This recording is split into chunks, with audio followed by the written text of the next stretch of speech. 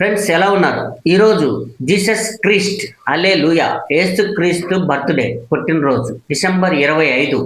So December 25 2025 సంవత్సరంలో మనం ఈరోజు మిత్రులందరికీ ఈ సందర్భంగా క్రిస్టమస్ శుభాకాంక్షలు తెలియజేస్తున్నాను.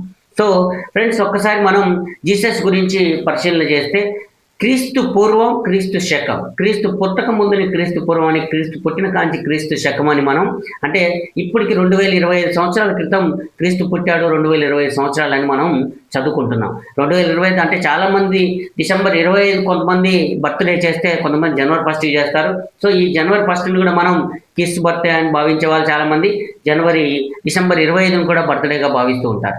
సో ఈ క్రీస్ట్ తను మరియమ్మ అనే ఒక తల్లికి కన్యగా ఉన్నటువంటి ఒక అమ్మాయికి జన్మించినటువంటి వ్యక్తి. తను ఆ అమ్మాయికి అప్పటికే మ్యారేజ్ సెటిల్ అవుతుంది, అంటే ఎంగేజ్మెంట్ అవుతుంది. యేసోబు అని తనే యేసుక్రీస్తు తండ్రిగా పరిగణించబడ్డాడు ఆ తర్వాత. సో ఇటువంటి ఒక వ్యక్తి ఒక 36 సంవత్సరాలు మాత్రమే తను బతుకున్నాడు. సో తను 30 ఏళ్ళ వయసు దాకా తన తండ్రి యొక్క వడ్రంగి వృత్తిని చేసుకున్నటువంటి వ్యక్తి. ఒక 6 సంవత్సరాల తన యొక్క జీవిత ప్రయాణం సో చరిత్రలో ఈ రోజుకి కాదు ఎప్పటికీ చెరిగిపోని శకంగా మిగిసిపోయిందంటే అతిశయోక్తి లేదు. సో తను చేసింది ఏంటి అంటే, తను ఒక ధర్మాన్ని బోధించాడు, ఒక మంచిని బోధించాడు, ఒక బీద బిక్కు బలహీనులకి అండగా నిలబడ్డాడు. సో తన యొక్క సేవా దృక్పథం, తన యొక్క మాట విధానం, పద్ధతులు చరిత్రలో నిలిచిపోయే విధంగా ఉన్నాయి.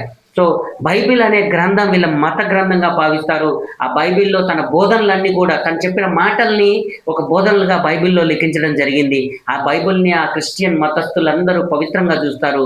తన పేరు యేసు, తన యొక్క దైవపుత్రుని అని చెప్పుకున్నటువంటి వ్యక్తి. తను మొదటగా యూదుల కుటుంబంలోనే జన్మించాడు.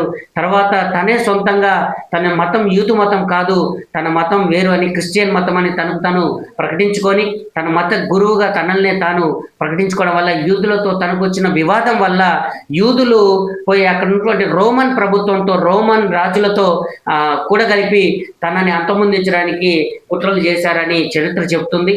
అందులో భాగంగానే రోమన్ చక్రవర్తులు తనకి సిలువేసి మరణించేలా చేయడం జరిగింది. తాను మరణించిన తర్వాత కూడా మళ్ళీ ఒక 3 రోజుల తర్వాత తను జన్మించాడని బైబిల్ చెప్తుంది, క్రిస్టియన్స్ చెప్తున్నారు. సో ఒక మంచి చరిత్ర, ఒక మంచి వ్యక్తి, మట్టిలో పుట్టిన మాణిక్యం అనడంలో అతిశయోక్తి లేదు. ఒక మనిషిగా పుట్టి దేవుడిగా మారినటువంటి వ్యక్తి యేసు. సో అలాంటి ఒక వ్యక్తి యొక్క బర్త్డే ఈరోజు. సో ఆ సందర్భంగా తనను నమ్ముకొని ఉన్నట్టు తన భక్తులు, తన అభిమానులు, తన కుటుంబ సభ్యులు అందరికీ నా తరపున జన్మదిన శుభాకాంక్షలు. యేసు గారికి అలాగే మీ అందరికి కూడా హ్యాపీ క్రిస్టమస్ తెలియజేస్తూ thank you very much my dear friends.